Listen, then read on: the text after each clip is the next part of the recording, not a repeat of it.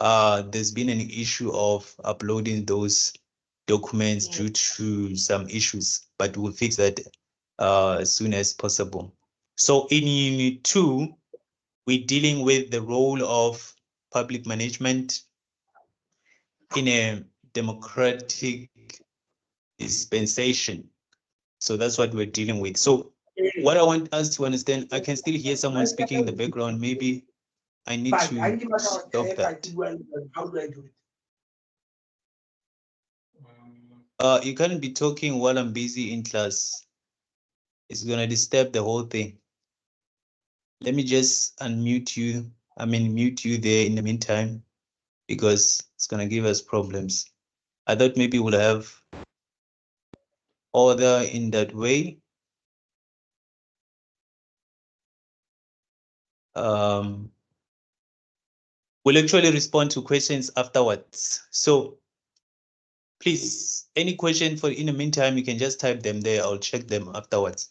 So what happened is in Unit 2, we're dealing with the role of public management within the dispensation or democratic dispensation.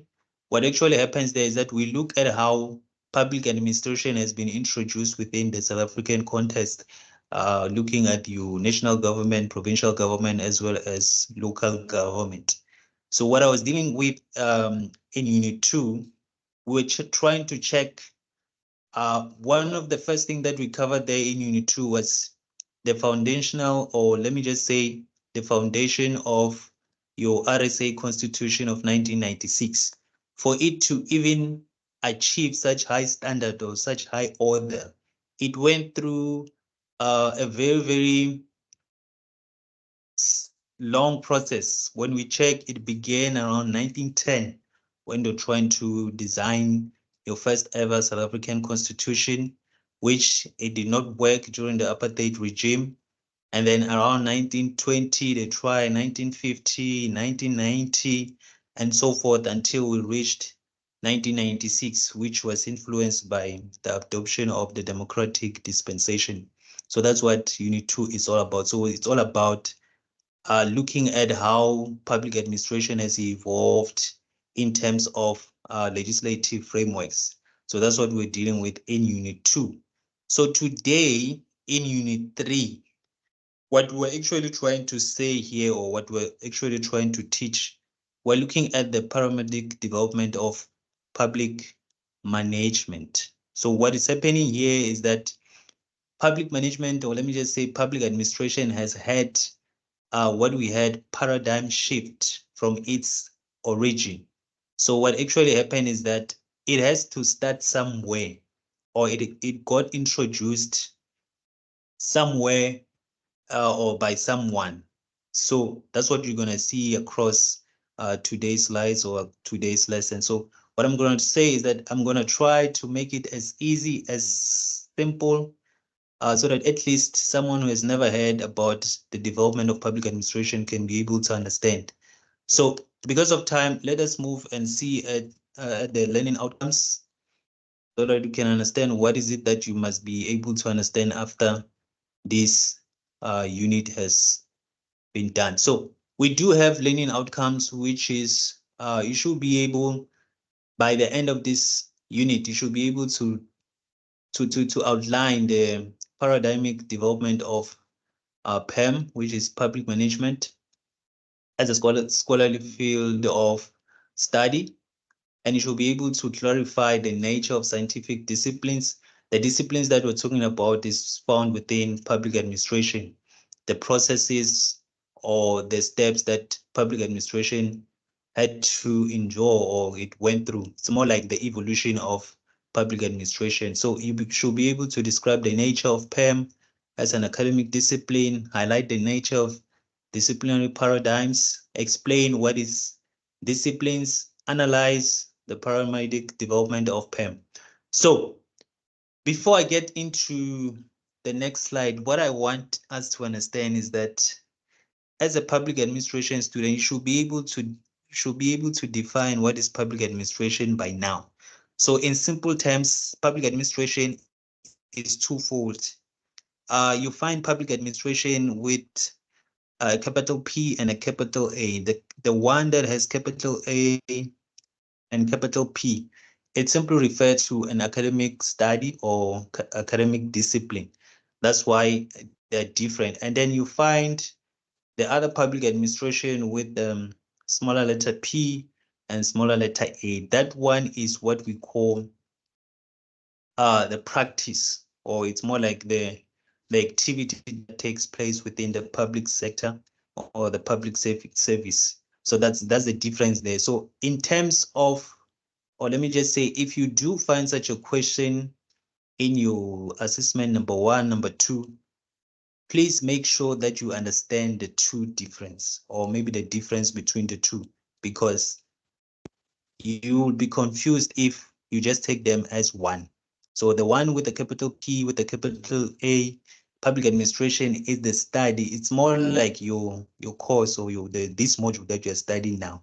So that one with small letter P and small letter A is what actually, it's more like you have studied public administration and then you go into the field just to practice what you have studied. So we call that practice. For those that are working or for those that are in the public sector will understand what I'm talking about. So that's public administration. So in simple terms, public administration is associated with the public sector. What we mean is that when you look at your government structure, automatically your national government, your provincial government, as well as your local government, the activities that take place within each sphere represent public administration, and public administration is the core that incorporate all the three spheres of government, whereby you get public administration being used in a sense of clarifying what is it that each government sphere is supposed to do. So today, what we're going to do, we're going to look at what public administration has been evolving into. In other words, for those that have studied a little bit about public administration, will tell you that public administration is an evolving discipline, meaning that it's always evolving into something based on what, or let me just say, based on epistemological truth or knowledge that we normally see in research and as well as in government. So what we're trying to say is that it had to go through steps to become what it is today. So let's get into the introduction. There's very little introduction. So I try to summarize what public administration. So what the unit is all about today is that public administration, especially, let me just say, it's about first theory. In other words, it began with theory first, meaning that someone had to develop public administration is it as a study, and then study it first so that it becomes a practice at the end of the day. Why? Because you cannot practice what you were not taught. So that is why you have to start by being a student and then become a practitioner. So if you look at the first step there, you first study the theory of public administration, and then after you have been taught what public administration is all about, then you can be able to practice what you have learned and what you have heard or what have you seen. So that's what public administration is all about. So again, it has also developed or evolved as an academic discipline through a number of stages. So these stages that we talk about is what we refer to as paradigms. So the paradigms of public administration is what we call steps. But for some people, the word paradigm might be a little bit confusing, but we're gonna define what paradigm is all about. So there are a lot of professors, there are a lot of scholars that have actually started with the development of public administration since its origin, and we're gonna deal with them in detail. But most of the time, for you to be able to understand more, is that you go and do your own research after the lesson so that you don't get confused or left behind. So, like I said, we need to understand PAM or public administration or public management first as an academic study, because that's what you're dealing with right now. So In terms of our subject, the study of public administration originate, or let me just say emanate from social sciences. Social sciences, in most cases, it incorporates a lot of disciplines, and one of those disciplines is public administration. So to understand it as a study, first of all, you need to be able to locate the importance of public administration, why public administration is more important, or are we saying that public administration can be that important as physics and chemistry? Yes, it is that important because you cannot have a functional government without public administration or without the study of public administration, which results in its practice at the end of the day. So if I'm too fast for someone, let me just say that for a society to have functional communities, there must be a government that is being elected to represent the needs of the communities. So for such things to happen, it's where we see the study of public administration being blended in so that we understand that, okay, at the end of the day, we have men and women that have been elected into government to represent and also deliver on the community needs of the people. So what is the role of the government? The role of the government at the end of the day is to hear the voices, or to hear or to take into consideration the needs of their people, and then be able to deliver that by formulating a governmental structure that is being tasked and is capable to deliver on such needs at the end of the day. And all of that activity, or all of that cycle, we refer to it as public administration because that's what it's all about. You hear the needs of the people, you design a policy on how you're going to deliver that.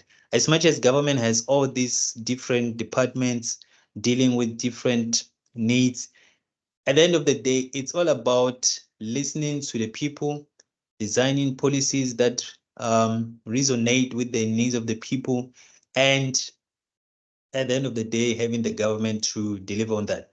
That is as simple as what public administration is all about, is the study. So we study how that can be done. So in public administration, in other words, we're trying to establish what is the behavior of a public servant. How are you supposed to behave? You need to study that. That's why the study of public administration becomes important, so that when you are fully employed as a public servant, you know how to conduct yourself. In most cases, if I was to give an example, in public administration, we have to study how the government is structured, how legislative frameworks are being formulated, which government department needs to be designed or structured so that they can refer to the needs of the people and be able to deliver on them. That is what public administration is all about. So all of that needs to be studied first. That's what the study or the discipline of public administration is all about. So the second point, we look at the nature of the discipline of paradigms. Like I said, the word paradigms refers to stages, but we don't say stages in public administration. Every field of study has its own language. So what we refer to it is paradigm. So it comes from a Greek word referring to a framework or an example. So a paradigm can be regarded as a system of beliefs, ideas, values, habits that influence the way we view the world. That is just the simplest definition of what a paradigm is all about. So it's more like a view or worldly view that guide critical thinking and practices of people. So what we're trying to say here is that public administration has went through stages for us to see what we see today as a government. Or let me just give a very, very simple example. For those that were born, let me just say, let's just say maybe around 1900s, from there upwards, what they will tell you is that you will see that most countries used to operate on kingdoms. those kingdoms, your Roman Empire, your Greeks, or and so forth, the French, and so forth. So those were kingdoms that used to rule over the world. And in a kingdom, you were supposed to have a king, was supposed to rule over the territory to make laws. Kings also had what we call cabinet or executive committee where they will discuss issues and take into thoughts what it is that can be formulated into legislation. So you remember that the Roman Empire was famous for ruling over the entire world in terms of its kingdom principles and so forth. So most of the principles of public administration were actually designed by the Greeks, because we look at the Greeks as people that came up with theories of public administration, theories of politics, democracy. So those are the most important principles that the Greeks formulated over the years. So as you see the knowledge coming into, let me just say, the paradigms or the stages of knowledge growing into more and more modern way, kingdoms became something of the past. And then after kingdoms, they realized that maybe kingdom is not going to work for us. We need to come up with, democratic government where we can allow people to get involved into governmental affairs, give them the opportunity to participate in government. And you realize that most of the Western countries, most of them, they were still using that kingdom concept where they managed to colonize most of African countries. That is why even South Africa, as today, we are, let me just say, victim of colonization. Colonization was the result of those kingdoms that you hear of from the Roman Empire, which broke up, and they broke up and formulated, or they formed what you call Europa or Europe. So the kingdoms or the countries that form part of Europe, all of them, they come from the Roman Empire.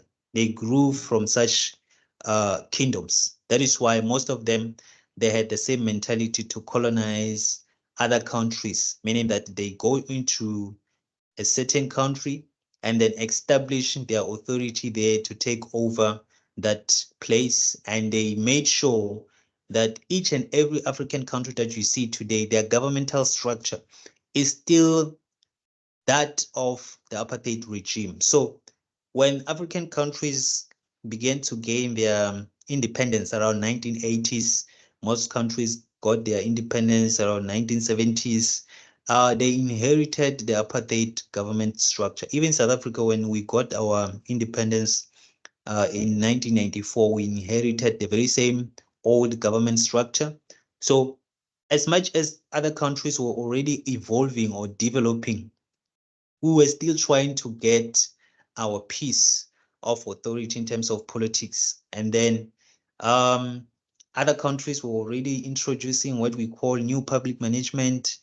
They were already dealing with the principles of new public management around 1970s, and South Africa was still not yet independent. So by the time we got our independence or democracy in 1994, were already left behind, and public administration was already far ahead of us. So that is why we talk about these stages, so that we understand what is happening. So you need to study these things so that you are able to come up with why is the government still operating the same way. For example, the nature of the paradigms, for when you look at your current government right now, they're still dealing with the land issue, where at least 25% now, when I did my research, is being given to the African people. But still, look at 75 and look at 75. I mean, 25 and 75, meaning that the old government did some work in terms of gaining more of the land, more of the economic side of the country, that the government, even today, it's almost uh 30 years after, they're still trying to recover from that governmental oppression. So that's what paradigm is all about. We want to understand what actually is paradigm shifts. So here's what paradigm shift is all about. So the concept of paradigm shift in academic domain comes from mainly the work of Thomas. This is one of the guys that grew in terms of understanding the paradigm shift of public administration. So he broadly described fundamental change that occur in any domain, discipline, or field. So that is what paradigm shift is all about, is the changes that occur over a domain. So our domain in this time or in this class will be public administration. Discipline will also be public administration. Field will also be public administration. But what it actually means is that the domain there, it can be the study that we are doing right now as a module, the discipline still a module, the field, we can just use it as the government or the public sector, because as public administration change in its own study, it must also change in its own practice. That's when we say that when a paradigm shift occurs, the worldview that previously dominated the domain is altered or even replaced with a new one. That is why in 1968, there was a conference called Minor Brooks, which was held in the US around that time, 1968, where public administration was challenged. But that's something that we're going to see right now when we go to the paradigm stages so that we understand the development of uh, public administration. So here are the stages that I was talking about for those that maybe were lost. So when we say paradigm shift or paradigms of public administration, we're not really talking about something that is too deep. What we're actually saying is that we're talking about the stages that public administration underwent or undergone through all these years until to 2024. So the first paradigm that we look at is politics administration dichotomy that began around the late 1800s. The principles of public administration, you see the year there, and then public administration as political science, public administration as management, public administration as public administration, and then public administration as new public management, public administration as governance, you see there from 1985 to the present, and then so on and so on. So these are what we call paradigms of public administration. So I hope all of us now can be clarified of what I was trying to say, that these are the stages. This is what we're talking about when you say public administration had to go or undergo certain stages for it to develop into what we see today. So we're going to begin with the first one, politics administration dichotomy. So that word there, dichotomy, is not really a deep word. It simply means separation. So every time you see dichotomy there, don't be confused as to what is that word all about. They just use their own language in public administration. It simply refers to separation. So the goal there was that during that time, 1800s to 1900, the goal was that they wanted to separate politics from administration. Why? The reason being that administration is scientific work that has to be studied, and someone had to have a qualification to carry on administrative duties within government, while politics was the process of getting into government, and you didn't really need the qualification to deal with the politics of government. So that was the main argument there, to say we cannot let politicians to bypass or to intervene with the administrative duties of your government. That was the main argument, but we're going to see as we continue there. So here's the goal. Politics administration dichotomy. The assumption there, or the strategy during this time or during this epistemological period, was the idea to separate politics. You see the word there, dichotomy, referring to separating politics from administration. So the goal here is to separate politics and administrative functions. Why? Because that is the strategy for promoting efficiency and the effectiveness of service delivery within government. So that is our goal there.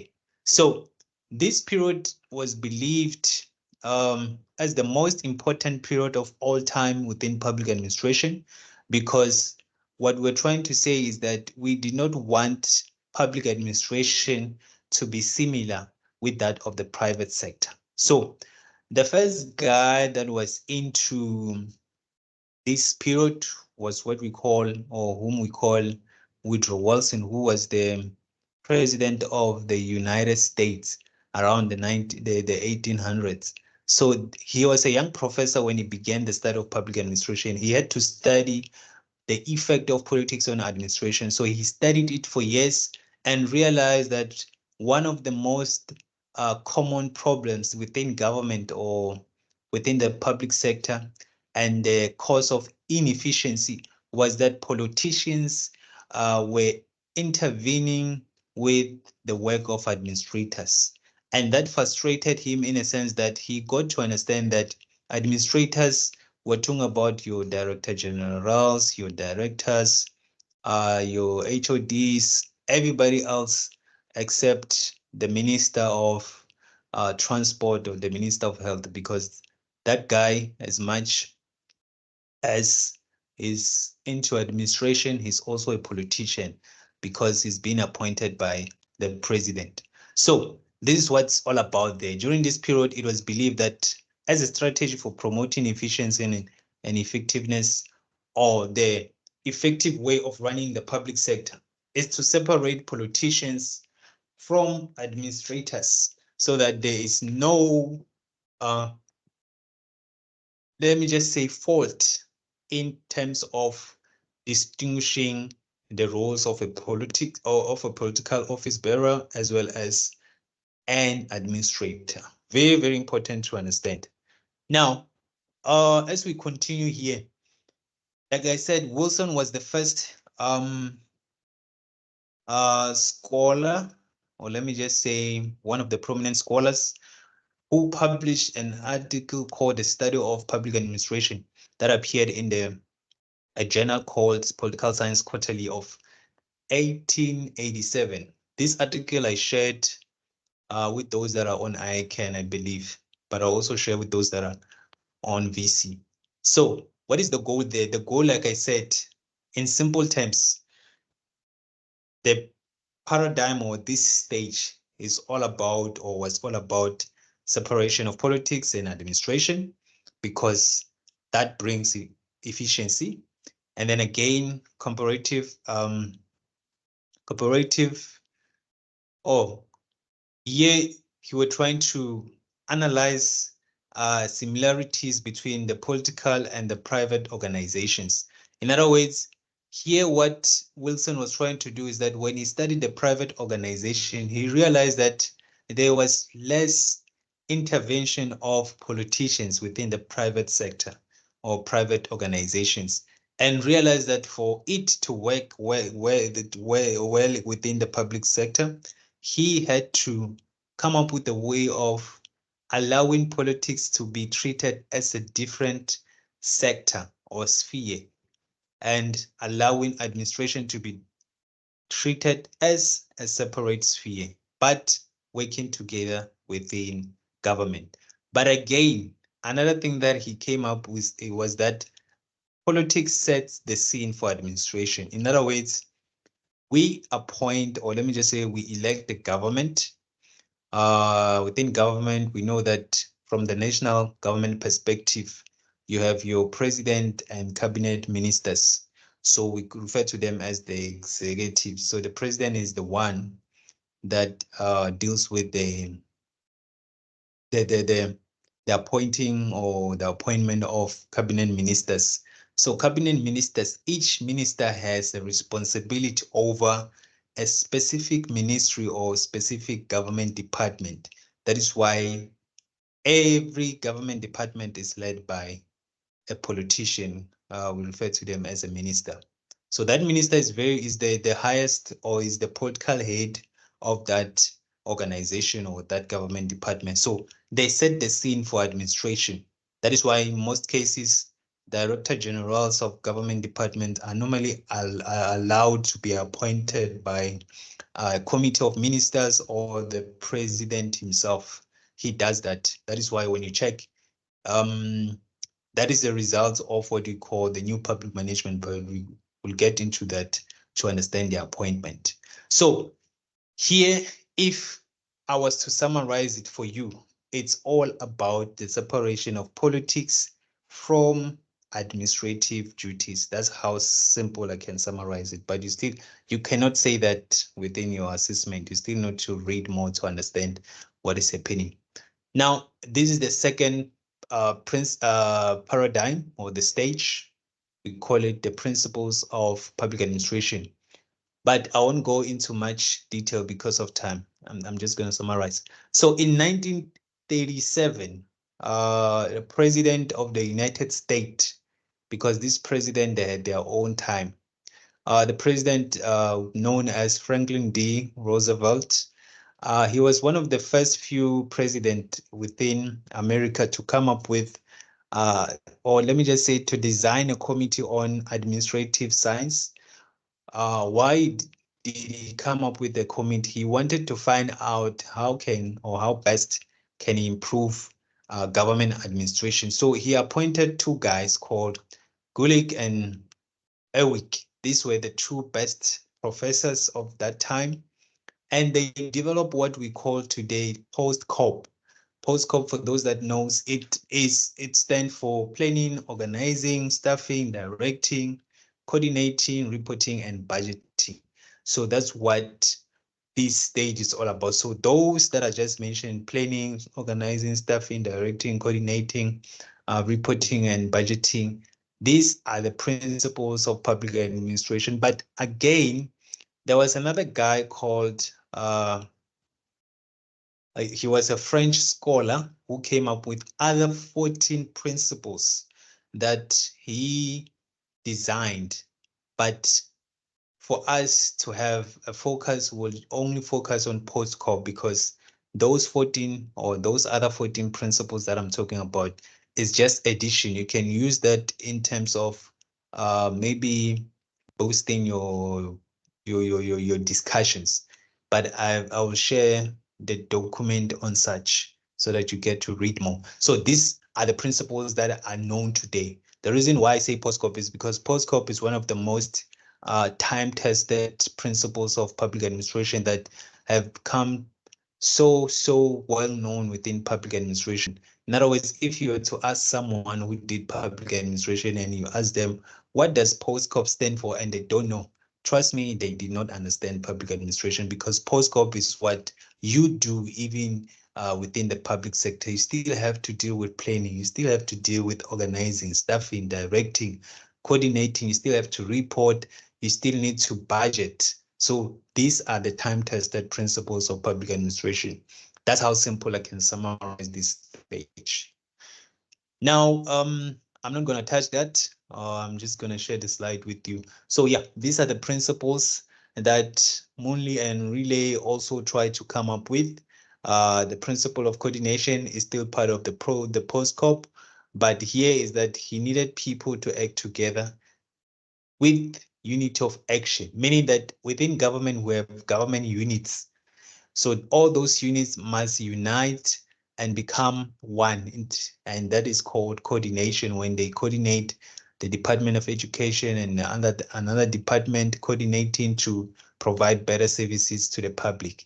That's what we call coordination. So that's what the second paradigm of public administration is all about. So we have the third paradigm, which is public administration as political science. So around 1950s, there was a little bit of confusion as to what is public administration, what does it do, or what is the foundation of public administration. Some argue that public administration was just an interest or even a synonym for political science, meaning that political scientists maybe realized that public administration was becoming more like boring in terms of what they were doing, because for them, they were saying that politics or politicians had greater responsibility than public administrators, of which you can look at it. You look at politicians today, they do have a little bit of an upper hand, particularly within the municipal field, where your mayor or your executive mayor heads or lead the municipal council, and the municipal council gets to appoint your municipal manager and your CFO and so forth. So they began to argue that public administration was losing its touch because it was borrowing from political science. But like I said, I mentioned something about 1968, where they began to have what we call uh, dislike. Dislike meaning that politician or political scientists begin to hate what public administrators were doing in government. They felt like they were no longer welcome within government because politicians were doing a greater job than public administrators. So that conference that I mentioned, the name Minobrook, it was held in 1968, where they established that no, there can never be a functional government without public administration. So they fought and fought until public administration became what we call administration science as the next paradigm shift.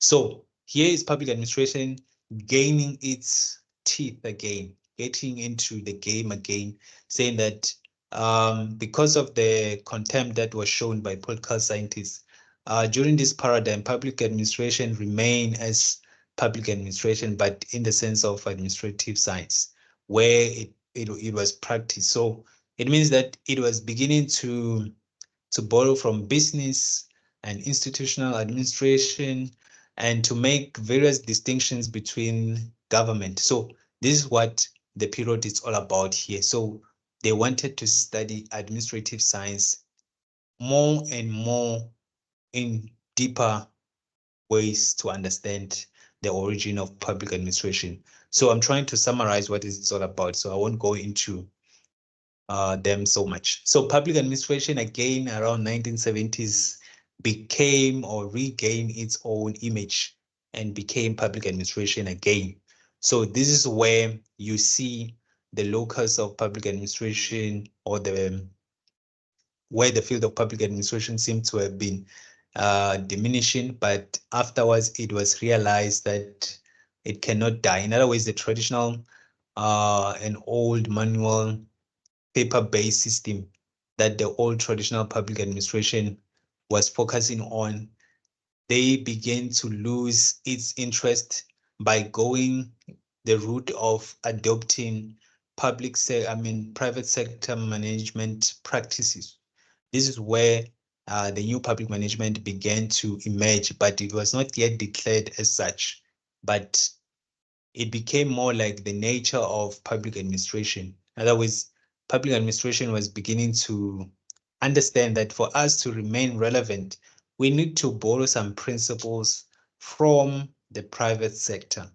So these are some of the things that you cannot study in one night. You need to do your own research as well as a student. So the second point here was that public administration at universities needed to stand on its own rather than being housed in either the Department of Political Science, Business Management, and so forth. So what we're saying here is that those departments that had public administration that were political science or business management buildings, they began to separate themselves from public administration. Political science began to separate itself. In other words, you have political scientists and public administrators or business management practitioners. So all of them, they begin to be separate disciplines, forgetting that they used to form part of public administration. So that's what really happened. So this is one of the biggest paradigm shift of all time. Public administration as new public management. Although it began around 1970s, but its own teeth were gained around 1990s, where the new public management was first introduced in New Zealand, Australia, and then USA, and then other countries followed. So the goal there was that it was introduced as a way to enhancing efficiency, productivity, improve service delivery, and accountability. That was the goal of new public management. In other words, here, because of the old public administration, which was so soaked in old traditional bureaucratic way, whereby government was mostly centralized, or government functions were centralized, and then there were no decentralization of management or decentralization of functions or authority. New public management brought about that. It brought about decentralizing government functions.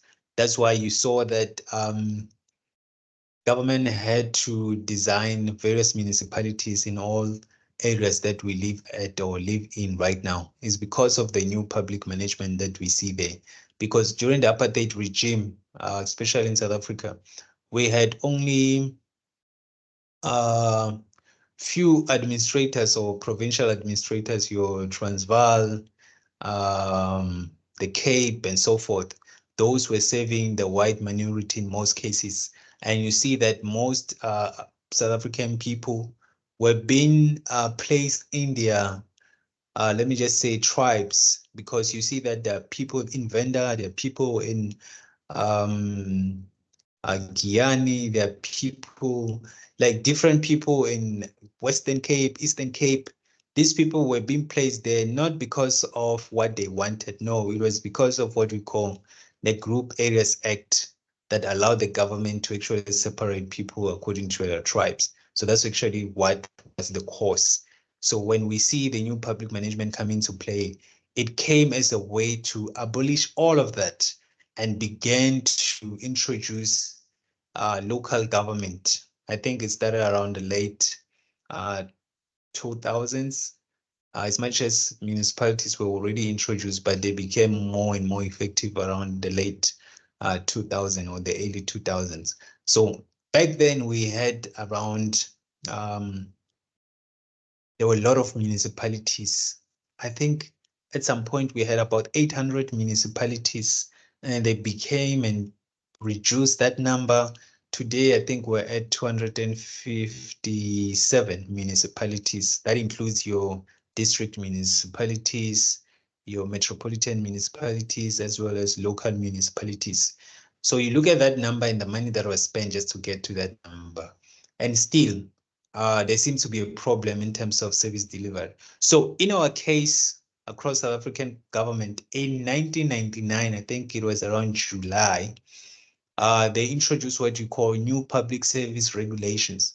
So new public service regulation was to decentralize management authority to managers within government departments in their provinces, and to give them some sort of flexibility in terms of they can be able to design budgets for their government departments. They can be able to employ some people, but again, they were not given much authority in terms of determining their salaries, or how much level 1, level 2, or salary level 5 supposed to get, because that kind of responsibility still rests with the Minister of Public Service and Administration. So those are some of the principles that new public management brings about or brought about. And again, the new public management is what I call a handy, uh, let me just say, a shorty hand, or a handy tool that is used to um, allow government to practice private sector management practices. That is why you see words like decentralization, devolution of power. Those are some of the ways that you find. Again, you see corporatization,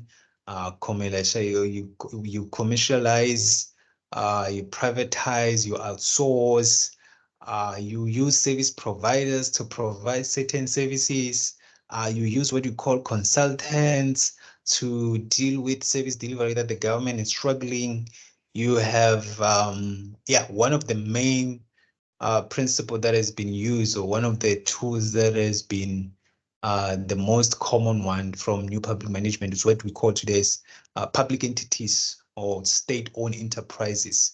State-owned enterprises is because of the new public management that we see today. So there's a lot that the new public management has brought across the country. So I think since then we had about 280 something public enterprises today. So as much as it brought much extension in government, there's also been issues of lack of accountability, corruption, private businesses getting into government businesses just to disrupt service delivery and so forth. So there's been a lot of disagreement and challenges as to new public management being a problem up to this day. But you can talk about it and we'll never finish. But again, from new public management, public administration evolved again as governance. Governance was that after new public management was overly introduced, there were much concern as to now government is beginning to depend or to become over dependent over the private sector. Or some authors were arguing that no, most of private companies, they steal from the government to boost their own private ambitions. So that's the problem that they were having. So they introduced the term governance. Some they know it as good governance. So the goal there was that we need to change the way we used to move and manage the government. So the concept of governance as used in public sector has its own root from the private sector. So you see, it's more like government now was using much of its principles from the private sector. I think that's what caused the problem in most cases, because even the decision making we're becoming more like that of the private entities. So that's the problem that we're dealing with right now, borrowing from the private sector. But again, you also have your from governance to new public governance.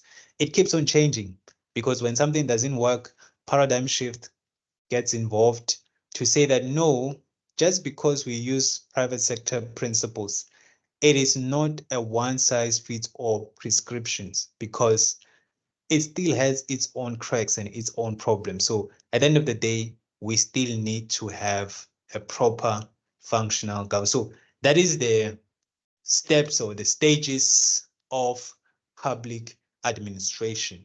So there's a lot that we can talk about, but for now, I'll be opening for questions and I'll stop sharing my screen and I'll also stop recording and then we'll take it from there.